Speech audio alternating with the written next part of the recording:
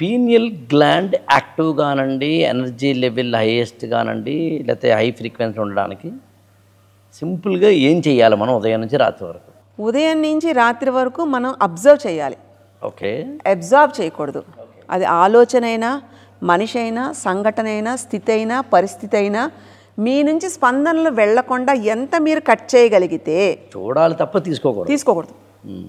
తీసుకుంటే మళ్ళీ sense organs will come in game. అంటే సాక్షిభూతంగా ఉండాలి, వాటిని చూడగలగాలి. ఎక్కడ మీ రోల్ ఉంటుందో అది వచ్చేదాకా మీరు వెయిట్ చేయగలగాలి. అది సస్టైనబిలిటీ, ఒక కన్సిస్టెన్సీతో మెయింటైన్ చేయాలి. ఇది చేయడానికి నేను పూర్తిగా నాకు అర్థం అవ్వాలి ఇది. అందుకనే ఏ సంఘటన అయినా, ఏ మాట అయినా సరే 3 క్వశ్చన్లతోటి క్రాస్ అవ్వాలండి.